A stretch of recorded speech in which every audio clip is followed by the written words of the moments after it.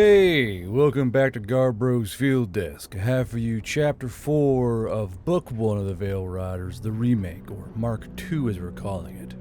Like, subscribe, comment down below.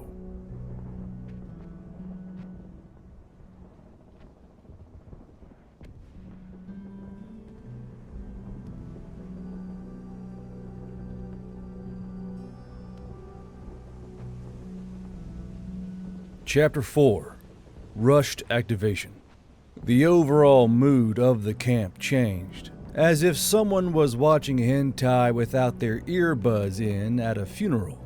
All eyes were on the blue hats that strode out from the mouth of the cave, all of them walking in a wedge-like formation with the leader at their point. There was an arrogance in their footfalls as they walked out into the main parade of the camp. A swagger that attempted to imply they were the ones in charge. The man in front looked around as if trying to find somebody in charge, despite Yule standing in the open in front of them, flanked by 10 riflemen himself. The one that appeared to be in command spoke aloud in Belgian-accented English, casting his eyes around at all the Americans who stood watching, deathly silent with their weapons in their hands. Which one of you is Ul? Yule's hairs all stood on end as he took in the situation. There was absolutely no way that the U.S. would allow UN forces on its home soil. He was told as much, not only in person, but also in the files that he had been given before going on the other side of the veil. What the hell was going down on the other side? He took the scuttlebutt of invasion just as it was, scuttlebutt. But now there was a group of UN soldiers looking at him right in the face. The men and women around him looked uneasy, with many of them slowly sliding magazines into the wells of rifles, or edging around the corners of sandbags, eyes shifting back and forth between Yule and the unknown men. The man idled forward, his boots crunching on the loose rock, and Yule rested his hand on his M9 in a false relaxed manner, as if that was where his hand had always found itself. I'm Yule, co-commander of the United States Veil Militia. State your business. All of his troopers looked over at Yule, as he rarely ever spoke to his rank, and it was even rarer when he called himself co-commander. The warning and unease, however, was registered in the very tone of his voice. Very quietly behind where he stood, a lot of rifle safeties clicked and snapped to their firing positions. Coco himself, having gone to take a shower, knelt down behind a boulder, resting his rifle across the top of it. Ah, Mr. Ul. I have been sent here by your president and his commandants to relieve you of your duty. We have all come to an agreement and your services are no longer needed. We are all going to share this world for the betterment of all. We'll need you to surrender your weapons, of course, and proceed back through the veil. Back home to America. Everyone is waiting for you. The man said, smiling smugly the entire time as he said this, as if relishing the elevation he had above these rustics in command. Oh, is that right? Yule said as he moved his foot out ever so slightly, taking a modified isosceles stance and cocked his right foot just enough so his balance was right. He could hear the hands of the riflemen beside him tightening on their weapons, the creaking strain of their slings on their shoulders, the subtle tick of fingers laying across triggers. I was unaware that the UN and American government were working so close together. As a matter of fact, my orders even make a mention of never giving up my post under any circumstances. The man chuckled, opening his arms in a sardonic fashion. Times changed. The world was in turmoil. Guns pointed in every direction. We all came into an agreement for the better of humankind, of course. Yule tilted his head down slightly, resting the man's head just under the rim of his patrol cap. Again, I do not see how that is possible. I have been receiving orders with each resupply, and none of them made any mention of this. Yule's own grip tightened further with the ever-so-soft sound of flesh gripping metal. The riflemen beside him became rigid, unblinking, winding up their muscles as if they were a readied spring. On the hill above the cave entrance, in the heavy weapons positions that had been dug into it, he saw the crews lift up their weapons as silently as they could. The barrels of multiple machine guns began to slowly traverse onto the bundle of blue hats below, the sun peeking and gleaming on the barrel brakes as they swung. Like I said, we came to an agreement. I have it all down on these documents here.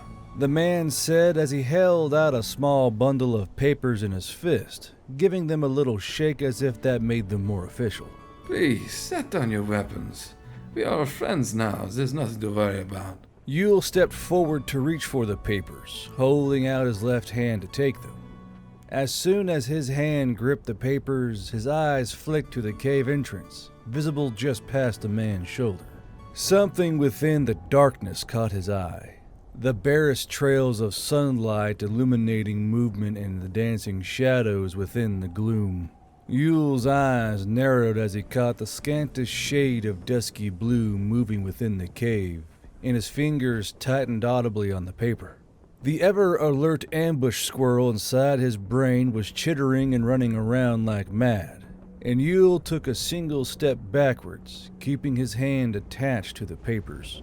Dust swirled around their boots as the wind seemed to blow hard for just a moment, just long enough for the long fronts of the UN soldiers' coats to billow, parting aside to allow a snatched peek inside. Underneath the coats, he saw that the UN soldiers wore fatigues, full battle rattle, and had drum-fed shotguns hanging at their sides. Yule locked eyes with the commander of these UN soldiers, and time stopped in its tracks, his left hand still gripping the papers.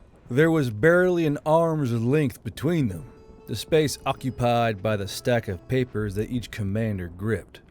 Yule saw that the man's eyes were narrowed, angry, as if he was irate that the wind had betrayed him. The UN commander's eyes twitched down at Yule's right hand, white-knuckling his M9, and Yule's eyes flicked to the other man's hand, cocking to reach into his own coat. Yule saw that twitch, fingers curling to pull the jacket open and grab the weapon underneath. He had only a second to make up his mind, to ponder why men would come hiding weapons, why they would be hiding within the darkness of the cave, and he came to a hastened decision he hoped he would not live to regret. When the wind died down as suddenly as it came, there was a breath's pause before Yule jerked his arm, right as the UN soldiers swirled open their coats. There was a whirl of fabric, the crisp click of the M9 leaving its holster, and dozens of lungs sucking in breath all at once. Time churned to a crawl as the two opposing forces roared to life, bringing their weapons up to bear on the enemy before them. In a smooth motion, Yule drew his M9 level with the face of the man in front of him while never letting go of the papers with his left. The pistol's dingy white sights aligned right on the man's nose. With a jerk of the trigger, it belched out a singular 9mm ball round, the brass casing ringing out into the sunlight with a graceful arc. The copper-jacketed round splacked wetly as it blew through the back of the man's skull, spattering brain matter and bone onto the man standing behind the UN commander. Blood and bone sprayed into the man's eyes, making him jerk his head and interrupting the draw of his shotgun. The bullet kept going, malformed and thrown off course by the amount of bone and meat it had passed through, and jerked in the air, colliding with the collarbone of the blinded UN trooper. The sudden death caught the UN soldiers off guard, but not the veiled militia, who were all waiting for the first move. Before the blood-spattered blue hat of the UN commander had touched the ground, a sudden burst of machine gun and rifle fire tore into the men. Hissing lead from dozens of barrels ripped their throats apart in a flurry of crimson and broken flesh, scattering their blood across the main formation area of the camp. Rounds snapped and cracked past Yule's face as the rifleman behind him saw the movement in the cave as well and began pumping fire into the opening. Return fire was immediate, taking down 3 militiamen around Yule as bullets thudded and tore the life from bodies. Flashes popped and burst from within the darkness as Yule and the rest of the troopers around him dove to the ground, firing wildly into the cave to try and suppress the shooters inside. Coco rounded the nearby corner of the cave entrance and fired with nearly no pause, lacing 7.62 by 51 rounds into the darkness and chasing the flashes with his sights. Someone inside the pillbox had whipped the emplacement's M240 Bravo around, laying it on top of the nearby megamine body pillow and firing it wildly into the cave. Yule flinched as the heavy rounds cracked over his head, and he reached over, jerking a man down as he stood to get up and move. Unfortunately for the man, Yule had jerked him down into the puddle of brain matter-laced blood that had been flowing from the dead UN commander, and he spluttered out in horror. A quick-thinking team of Yule and Coco's troops rushed forward, pinless grenades in their hands, and they chucked them one after another into the darkness, the explosions ripping the air apart as dust and screams poured out from the cave. Yule, Coco, and a small group of riflemen stood and rushed the cave, firing at anything that moved and executing anything that was still breathing. The gunfire, while longer than it should have been, was brief and thorough, only quieting down when no threat was to be found. Coco and Yule turned on their flashlights to their brighter settings and panned them around, casting the beams over the still twitching bodies of the UN troops that had been laying within. Their goal, presumably, being to ambush the militia when they were disarmed or attack anyone who didn't surrender their weapons. Yule counted in his mind, his ears still ringing from the gunfire, and found the last body further within the cave, the man having turned to try and run towards the veil opening. 37, Yule called out, giving the man's boot a kick to make sure he was dead. Coco came trudging after him, wiggling a pinky finger in his also ringing ear. 37 Joes stacked up in his cave? The fuck were they thinking? Yule shrugged, checking the man's pockets and finding them bereft of anything useful. Beats me. But it was due to their short-sightedness that we don't have more dead. Yule stood, then strode deeper into the hazy darkness of the cave. Blood splattered all over the walls and filling the interior with the coppery tang of death, and he kept walking until he came to the front of the veil. He heard a few more late shots behind him after a short shout, and someone called down the cave to him. Found one playing possum. Poked him with my bayonet and he flinched. Yule rolled his eyes, but folded his arms as he stared at the entrance of the veil. The darkness pooled and ebbed in front of him, something akin to a mix of a liquid and vapor, and it made his skin crawl as it always did. He had a mind to blow it, destroy it so no one could come through. But that would also mean none of the volunteers could ever go back home.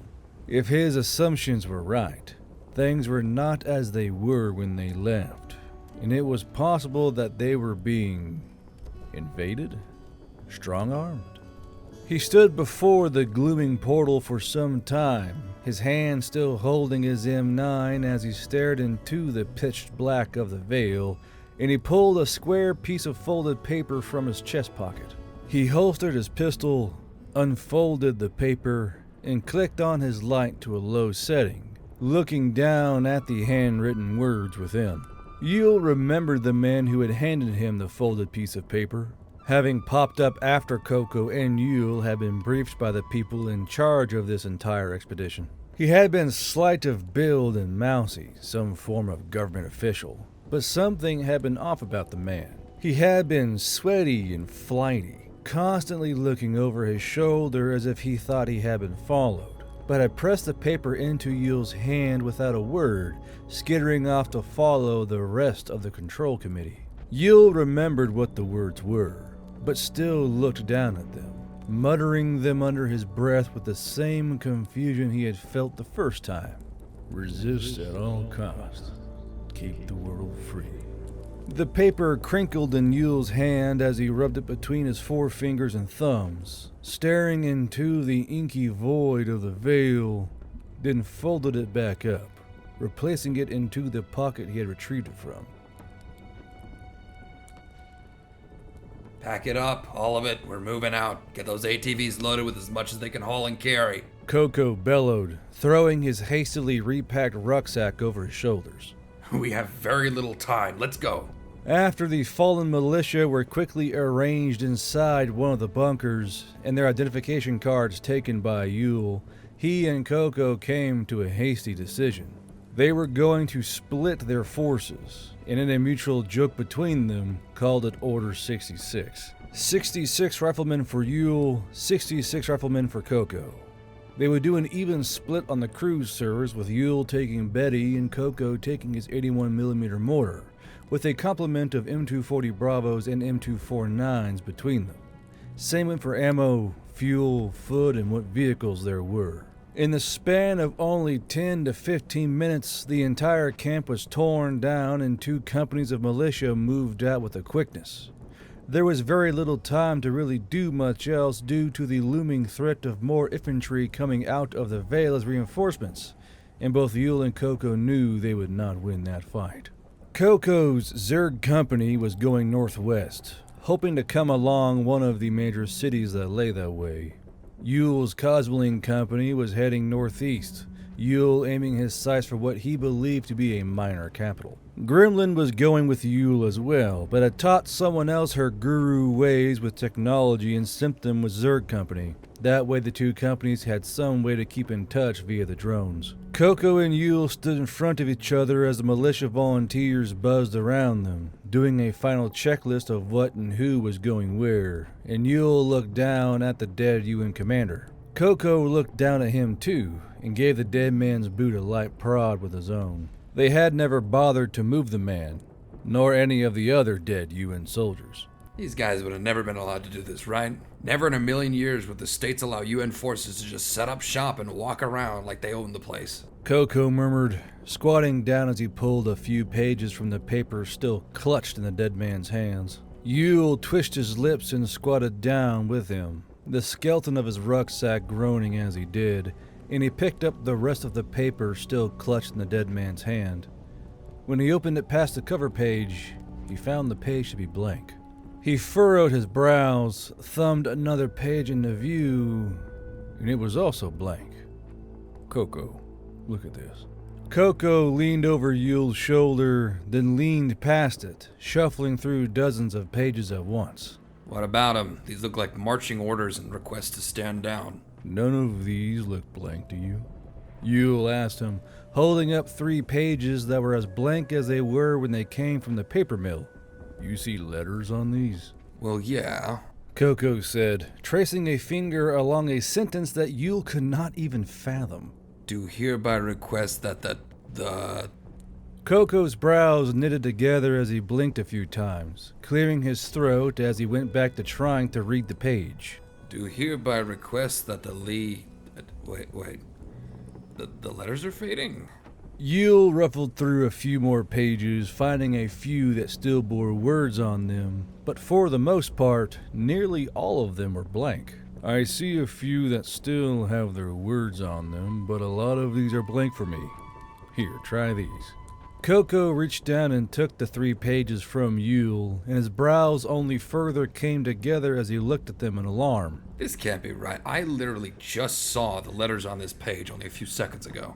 Curious, isn't it? Yule said darkly, fanning the pages out with a slow wipe of his hand. If I had taken the papers like a good little boy and asked why they were blank. Coco screwed up his face, throwing the pages down onto the now cool body of the UN commander. This reeks. Extremely. We need to get the fuck out of here, Yule said quickly, and tossed the papers on the ground before returning his rifle to his hands. Coco and Yule stood before each other, as behind them their companies were forming up and doing head counts, triple checking that everyone was accounted for. Yule nodded once, his eyes barely visible from under his patrol cap. Good luck. I'll get in contact when I can. Coco nodded back and held out his hand, his face never losing its confident smile. We'll figure this out and be back before you know it. Ride the veil, Yule. Yule smiled back, then reached out and took Coco's forearm firmly. Make him well, Coco. Those nearby looked to each other, and within seconds, the same sentiments were being shared among every volunteer that would not be traveling in the same company. The humans had come through the Veil as a militia group, but they would be leaving it and heading out into this world something else entirely. They would be leaving and living as Veil Riders. The two companies left with speed, running and roaring into the night, while Fort Kickass was left behind. The bodies of the UN soldiers left where they had fallen. The papers of the fallen commanders scattered and fluttered around the now empty camp, tumbling and soaking into the bloodied mud that now stained the ground. The empty eyes of the commander stared up into the sky, the neat hole between his brows marking the first shot fired in anger at a humanoid by the militia group, which, ironically, was at another human from their own realm. Whether or not they were correct or righteous in this shot remained to be seen. But now only one thing was for certain in the mind of every man and woman in the Veil Riders. They may never be able to go back home after this, after the decision made at the mouth of the cave. For now, they would have to remain here, on this side of the Veil. Cosmoline Company began their march in standard infantry columns while the motorized vehicles trundled down the middle, hauling trailers filled with supplies. Dirt bikes raced ahead and scouted, then waited for the column to catch up before racing off again. The column took the direct path through the town discovered before, dirt bikes being as quiet as they could while rolling through, and the townsfolk came out to see what the noise was, despite the time of night. The governor, still wearing his sleeping clothes, came out of his home and waved Yule over when he caught sight of him. While he spoke to Yule in his language and the human had no hope of understanding it, Yule could tell he was asking what was wrong by the inflection and look on his face. Yule pulled out his notepad and drew a UN helmet, then drew an X through it and pointed the way towards the cave. He drew a skull next to the helmet as well, and a rough drawing that implied the elves should stab the blue-headed soldiers with their spears. Yule gave the governor one of the fallen Veil Riders' patches, still speckled in blood, and patted him on the shoulder before moving on with his troops. They burned out of the city as fast as they could without being too rude, and Yule used the pictures he took of the elves' maps to direct their path, following a main roadway to the next village. If he remembered right, these should be elves as well, according to what the governor had drawn before. He had to admit, having some kind of cell signal here would have been nice, but all they had were short-distance radios. It wouldn't be long before they would leave comm range and no longer be in contact with Zerg Company. Cosmoline Company humped along the road all the way through the night and well into the morning, before finally stopping to rest and let everyone take a breather. Chix was groaning about not being able to ride on the ATVs, having to lug her heavy rifle by herself for miles, while Domino happily chewed on a first strike bar and just admired the scenery around them with little complaint. The company broke down into watches and pickets, while the main body rested and checked on their vehicles. Yule pored over the hand-drawn notes on his phone and the maps Gremlin had printed out all that time before, and quickly came to the conclusion that the other city was almost a 6-day walk. He sighed, thumping his head against his phone as he thought. They needed something to barter with in order to get food and water, maybe some horses, but they needed almost every damn thing on the trailers and ATVs. He supposed that when the UN finally took over the camp and started trying to push their influence, they could start taking what they needed from whom they killed, but who knew how long that would be, or if that would even come to pass. Yule looked up at his troopers sprawled out across the grass, napping or curled up on their rucksacks like heavily armed cats. He hoped the city ahead had some kind of magic user in it or a college of some sorts, just for the vain hope that someone could read his mind and know what he wanted. He let Cosbling Company rest for several hours before calling them back onto their feet to continue marching. They kept this pattern for 2 more days, halting inside a heavily forested area that the road cut through. Slamming rains came down in fat drops from the clouds above, forcing them to take shelter under the limbs and leaves. With the trees, they were able to cast up tarps and tie them to the trunks and limbs for cover, and everyone hunkered down together to wait out the storm. Yule looked out into the misty trees and sulked. This was perfect coffee weather, but without the constant supply line coming in, he was having to ration his dehydrated coffee as much as he was able. The urge to down a steaming retort came at every waking moment of the day. As he stared out into the trees and slowly wound a piece of grass around his finger, he heard Gremlin arguing with another Veil Rider nearby. Doesn't make sense. If the planet is larger than Earth, we should be squished. Like trees and plants falling down and crushed. Maybe the core is made out of fairy dust, Gremlin. Fairy dust? Fairy dust doesn't make tectonic plates move, create mountains, or even keep the atmosphere from floating away. Gremlin moaned out angrily, clutching at her hair with her hands. There are too many questions we can't answer. I mean, by all accounts, how do you even know the planet even does that? For all we know, a giant underground worm does it, or whatever else may be kicking around this place. Giant worms? Really? The two continued to bicker at each other over the patter of the rain, Yule grinning to himself as he listened. He thought that there was no point in getting mad over something like this when walking through alien lands, as it was best to just come to terms with what they had dealt with so far. There was no real point in stressing out over things they didn't even know. Yule heard a rustle in the bushes a few feet from him and rested his hand on his M9 while sighing. He waited, and after a few minutes an animal resembling a fox poked its head out from a nearby bush, its eyes looking at Yule curiously. It looked no different than a normal fox back home, and the only speakable difference was that its eyes had a slight luminescent glow to them and the fur was far lighter, nearly yellow. Yule leaned forward, rubbing his fingers together with a rasp of dry skin to try and beckon the fox closer. Hey, buddy. Bet we all smell weird, huh? The creature jerked its head back inside the bush, and Yule heard it run deeper in the woods. He laughed airily to no one in particular and leaned back against the ATV he was sitting next to, looking up into the rain-filled sky. He closed his eyes, even as he heard someone else speak up nearby. You sure you saw harpies flying around yesterday? Savage said, moping from underneath his rain-soaked tarpaulin. McCormick nodded gloomily, sniffing as he gestured with a finger out beyond the sheets of rain. Saw him flying overhead yesterday morning. They had satchels on and a few stopped to watch us before heading north again.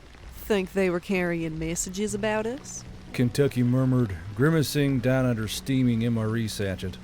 Wouldn't surprise me, really. McCormick shrugged as he pulled out one of his canteens. Wouldn't surprise me either. Word of us fanning out like this is bound to get out. What I wonder is, what's going to happen to us once people find out?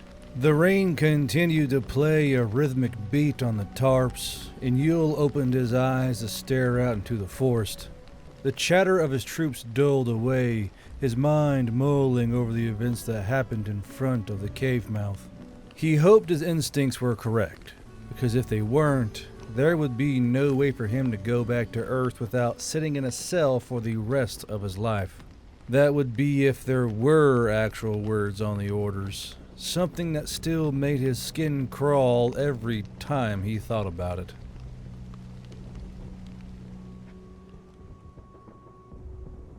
On the 4th day, they finally came into contact with something on the road. A small train of wagons was heading down the roads towards the known elf town, and all the Veil Riders pulled off the road to let them pass. The wagons, however, stopped, and the language barrier made itself painfully apparent once again as the elves tried to identify just who these strange people with short, round ears were. Yule was able to show them the pictures of the maps from the other village, and the elves confirmed the Veil Riders were heading to the bigger city, tapping on the little marker and pointing down the road. Pantomiming became a sudden skill set that Yule had to master as he tried to figure out just how to convey "how fucking long till I'm there" via hand signals and finger puppeting. Painfully and awkwardly, he finally got his answer of a day or two, and they waved the wagons goodbye as they continued on their way. A lot of the Veil Riders were annoyed as these elves only had produce and raw materials, no booze or anything fun to trade, and it left them all in a dark mood as they trundled down the road. As a matter of fact, none of the Veil Riders were in a good mood. A week of humping gear through the woods, getting rained on, and having no way to bathe and water rationing had everyone in a sour disposition. There was also the looming cloud of fuel running out, as the ATVs and dirt bikes chewed through gasoline far worse than they had thought, and they had but a few days of gasoline left to power the guzzling machines. The good news was that fuel getting burned up made a lot of the weight go away, allowing some of the Veil Riders to catch a ride from time to time. Good news and bad news, all in the same knot. Time moved at a crawl, but Yule at least had a time frame now, and he trudged on with his company, plowing ahead into the unknown. Time moved so slowly that he was starting to wonder if there were more hours in a day here on this planet, then remembered the eggs having been discussing something similar.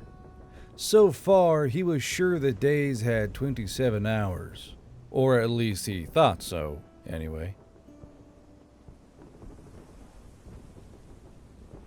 Yule slapped his filthy patrol cap on his knee and sighed out ruefully, looking down at his filthy arms and uniform. He wanted a bath.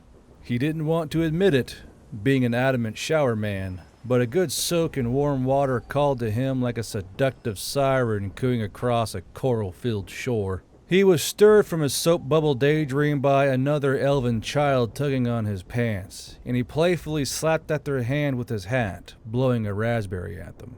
The traffic was thicker here just before the city, and the Veil Riders moved completely off the road to give the locals their right of way. Naturally, all traffic stopped when the humans walked into view on the outskirts of the city. But they just trudged on towards the walls and the massive gatehouse as if it was just something they normally did. They did, however, play it safe and stopped a couple hundred yards away from the actual outer buildings, instead staging themselves in a bit of the grassland. The main keep and inner city were protected by the walls, while the rest of the homes and other districts lay outside of the city, furling out like fingers. It all seemed very nice, actually. It must have been just what the Middle Ages looked like in Europe. The eggs would have loved this shit. Yule thought to himself as he watched elves and dwarves peer at them from the outdoor tables of an inn, and remembered back on the eggs and how they never came back through the veil to link back up. He hoped they were okay, but knew they were probably snatched up by whatever was waiting for them on the other side. Yule looked around and saw that Kentucky was slowly trundling around in first gear with her ATV covered in giggling elven children, and he shook his head, cupping a hand to his mouth. "Keep it tight, guys. I don't want those kids on the ATVs. I don't want one accidentally getting hurt on the damn things." The Veil Riders' moods picked up sharply with all these giggling children running around, who in turn jumped on and played with every single damn part of Yule's convoy. Elves, harpies, and what Yule assumed were dwarven children ran around and played with the humans while their parents worried and fretted at a distance.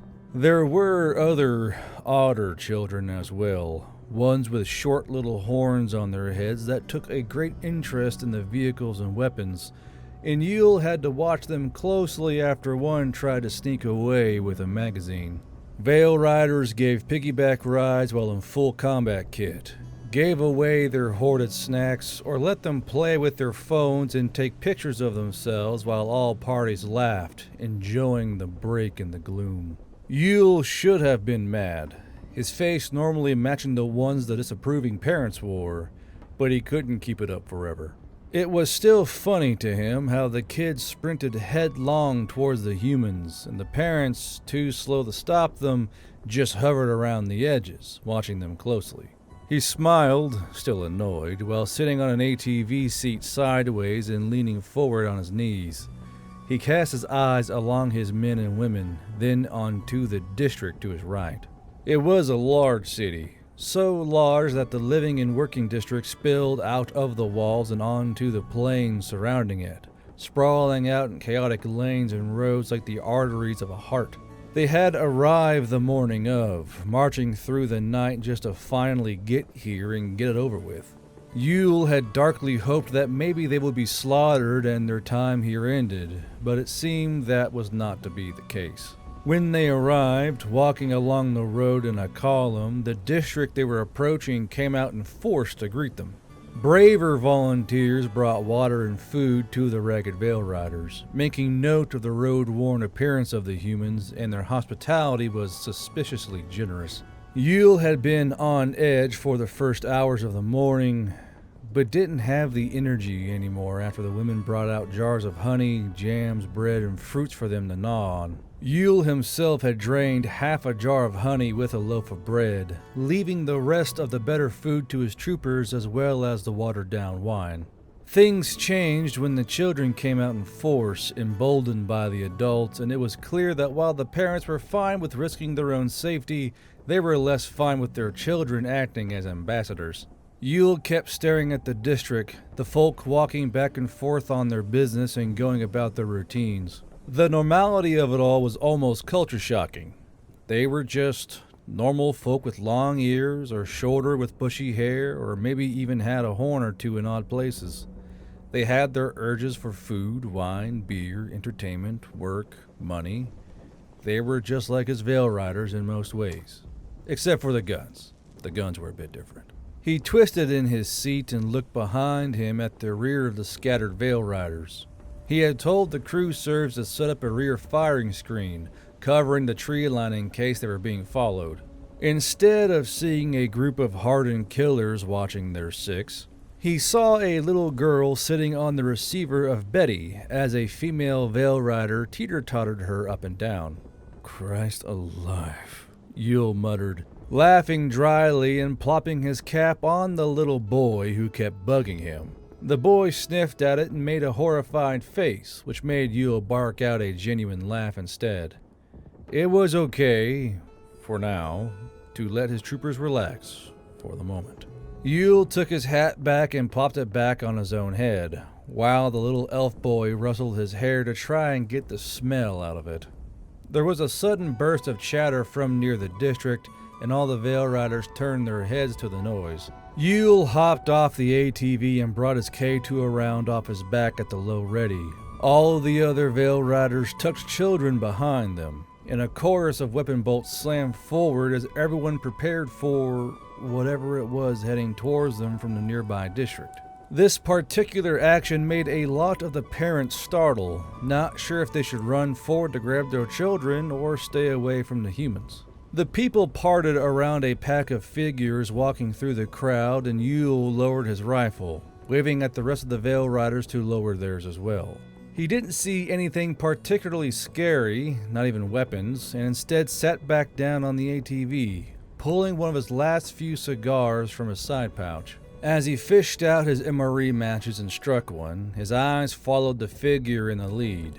This one didn't look like a governor or mayor, or a king for that matter. It looked like a hobo, to be frank. But everyone parted for her as she walked towards the Veil Riders. "Make a lane," Yule muttered out, shaking the match to put it out and taking a drag from his cigar, puffing tiredly as he rubbed at his eyelid with his thumb. Veil Riders parted and stood facing each other, making a haphazard entryway and also letting the woman know who was in charge. Yule finally saw her properly as she broke out from the crowd, and she smiled at the Veil Riders around her. She was wearing sandals and a myriad of different colored articles of clothing, all of them clashing together oddly.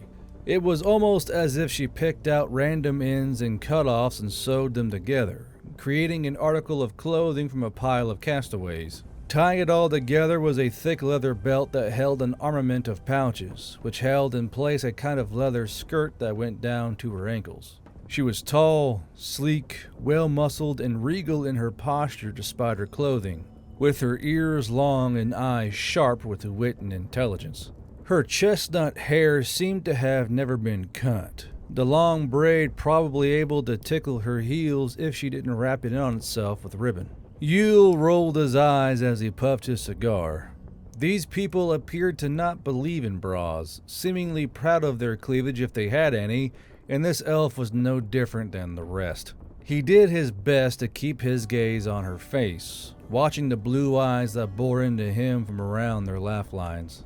The elf woman placed her hands on her waist and looked at Yule with a big toothy smile, while he tipped up the bill of his hat and greeted her with a gesture of his cigar. She pulled out an ornate-looking necklace and held it to her forehead, tapping her foot patiently as she appeared to be counting in her head, or waiting. The necklace seemed to be filled with some kind of ink and crimson liquid that refused to emulsify together for whatever reason, reminding him of a salad bar dressing decanter. Yule furrowed his brows and smiled awkwardly after a few minutes of silence passed, feeling a need to break the impasse. So he spoke up, pulling the cigar from his mouth. "Going to tell me my fortune, Long Ear?" The elf closed her eyes, then opened them a few heartbeats later, a triumphant smile etched across her thin lips. Only if you give me this coffee I've heard about. Her voice was light and playful, and the known words flowing out of it was a welcome thing to Yule's ears. Yule closed his eyes, cocked his head ever so slightly, then opened them again before he thrust up his arms, clenching his cigar in his teeth and shouting to the sky in true joy. "A fucking magician! She's a motherfucking sorceress, thank fuck for that. Do you have any idea how hard it is to communicate purely through pantomime?" The elf just giggled and waved at the others behind her to come forth. Oh, I have a pretty good idea. Now, you and your guards smell like the ripe end of a farm, and that just will not do. Come now, on your feet. I can get you a place to stay as long as you promise to behave. All you have to say is that there's warm food and a bed, and I'm pretty sure my troops would belly crawl there if you asked. Yule sighed out, standing up and feeling the fatigue loom over him. The elf laughed as her people fanned out, many of them bearing handcarts to help carry gear. Respin had let me know you were likely to come here via harpy message, and when I heard a bunch of odd-looking, very tall dwarves were outside the city, I was sure you were whom he spoke of. Bless him, Yule said, walking up before the woman. She smelled clean, unlike him. "You'll have to apologize to him for me, as I went through his city in a hurry and likely confused him. His Vale riders, dog-tired and likely sore of foot, instead plopped down into the handcarts bodily, still wearing their gear, generating a fair bit of laughter from the dwarves and elves. An older female valley elf waiting along the road saw what was going on and diverted her empty wagon, pulling up beside the handcarts to allow passengers aboard. Now I'm sure you have come a long way and have quite a tale to tell, but you are likely far more hungry and not keen to talk. Besides, there will be time for plenty of talking after you rest," the elf woman said, pulling out a small yellow bottle from one of her pouches. "You can drink this, though. It will help stabilize your mood and give you a small little boost of energy. Drink that up and we'll get your guards inside the city and inside a nice inn. I already have one picked out for you. It was a very large bathing area that the locals like." Yule was too tired to care whether or not this bottle was full of poison, popped the cork off with his thumb and downed it in one go. He smacked his lips, then looked at the elf woman with a grimace. This wasn't piss, was it? And that's the end of Chapter 4 of the Veil Riders Book 1 Mark II. If you like this story and others like them, be sure to like and subscribe to the channel of Garbro's Field Desk, comment down below, and share the story with those who you think may get a tickle out of it, or at least find it a good passage of their day. If you really like the channel and the stories, join the coffee and become join the coffee and become a member. We have 3 memberships. That's the first shirt, the E4 Mafia, and Snuffy Squad.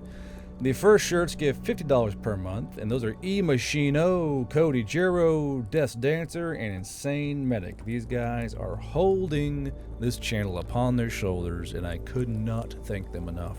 Next is the E4 Mafia. They give $25 a month. That's the Great Baguette, Sonic Arrow, Splug the Goblin, Snitty Enjoyer, Darkside, Kiwi Bastard, Lacune 8, Josh Beatty, Matty Boy, and Crusader 0625. Then there's Snuffy Squad. These guys give $5 per month and are doing more heavy lifting than fucking YouTube could ever think about doing. Fuck you, YouTube. I'll be Super Stink 64, Elderock, Crowmin, Karina Kestrel, Henry DM, Dalek, Jules, Blonde Lore Lord, Thrace Vega, Devin Schonholtz, Andrew and Gale, Yeti Potatoes, Skelters, Kite Zero, Classic Cthulhu, Ranger Uninspired, Diesel Dog, Coffee Commander, Anto, Inquisitor Matt, Duncan D, and Ein the Lorne Smith. Lorne? I always say Lorne Smith. Ein the Lore Smith. Every fucking time. And until we see you next time on this side of the veil, that was Technoward, that was Rue, that was Fire, that was Hailey, that was Simba, and this is Garbro's Field Desk. We'll see you next time. Bye-bye.